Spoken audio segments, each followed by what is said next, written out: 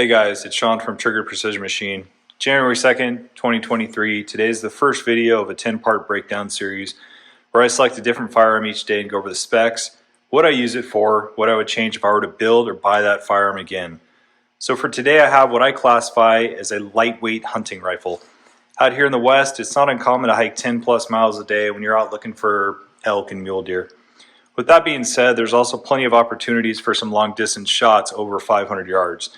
So this creates a bit of a predicament when you're trying to put together a rifle for this kind of hunting, because you want a rifle that's light enough to sling and pack all day, but you also want something with a high-powered optic and a build profile that lends itself well to long-range shots. And generally speaking, these are heavier rifles.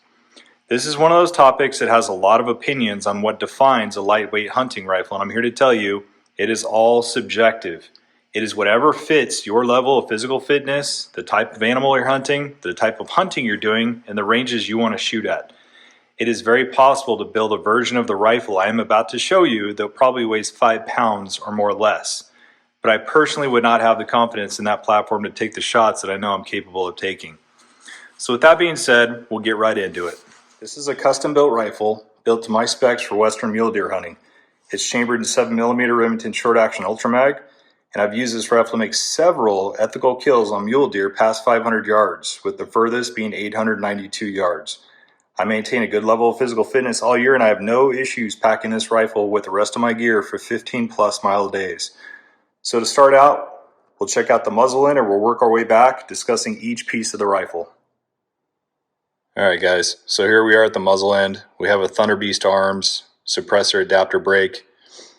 This is a very effective brake.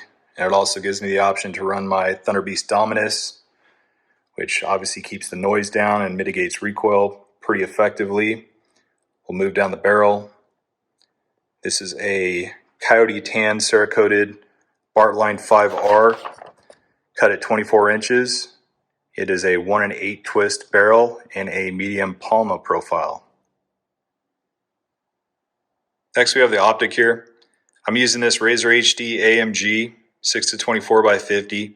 It's a first focal plane scope with a EBR-7B mil reticle. Weighs just under 29 ounces, which is on the heavy side, but the optical performance is absolutely phenomenal. I'm not sure if Vortex is still making these, but if you can get your hands on one, you will not be disappointed. These lend themselves very, very well to long-range western hunting. I usually leave the scope on 6 power when I'm hiking around, and only use the higher powers for spotting purposes if my 10 power binoculars aren't cutting it. We'll take a look at the action now. This is a Bighorn Arms, back when they were called Bighorn Arms. I think they're called Zermatt now, but this is a TL2 short action. It is a 90-degree bolt throw. Very, very smooth action with a heavy rear tang. I have no complaints about this action whatsoever. It's been phenomenal to use, and I have nothing bad to say about it at all. It's a typical 2-lug bolt face, similar to a Remington 700 action if you're familiar with that, and it's just been a great action so far. All right guys, we're going to move down to the stock now, next part of this puzzle. Really like the stock on this rifle. This is a Manners EH1 Elite Hunter with the Elite Carbon Shell, with the Elite Tack Swamp molded camo finish. Very, very nice looking stock. This particular stock has Manners short action mini chassis integrated into it, so it eliminates the need for any sort of bedding between your action and the stock. And it also integrates the bottom metal, so you can use AICS pattern magazines like this Accurate mag I have sitting below the rifle right there. Here at the back end of the stock, I run this Triad tactical stock pack. What it does is it gives me a little bit better cheek weld and eye alignment with the ocular of the scope. And also inside of the pouch right here, I carry extra ammunition and a dope card. It's pretty handy to have there. So here we have the trigger, guys. This is a super important component to any precision rifle build. Right here, I have a Timney Calvin Elite 2-stage trigger.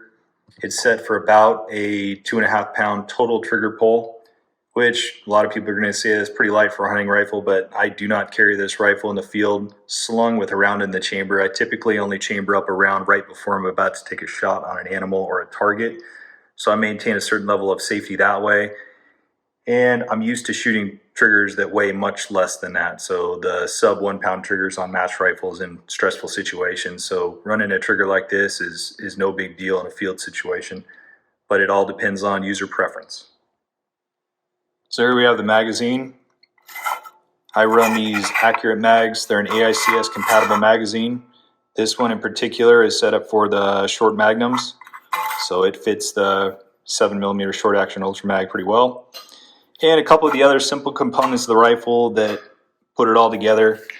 This green nylon tab gear sling, just super simple, attaches to the left side of the rifle with quick detach cups and swivels. And just to show you guys, give you a general idea of what kind of accuracy this rifle is capable of. Got this target here. So this is one I shot a couple years back when I was doing the load development for this 155 cutting edge bullet that I shoot. But this is a .072 inch group, center to center, for 3 shots at 100 yards. So this rifle is extremely accurate. And here we have one of my loaded hunting rounds. This is a 155 grain bullet made by Cutting Edge. This is their MTH or Match Tactical Hunter line. These are lathe turned monolithic bullets. And this rifle is tuned to shoot these at right under 3,000 feet per second with exceptional accuracy, as you saw from the previous target. I've had no issues shooting long range steel out to a mile and deer and elk out to pretty far distances with this round. So now the big question is, what does this rifle weigh?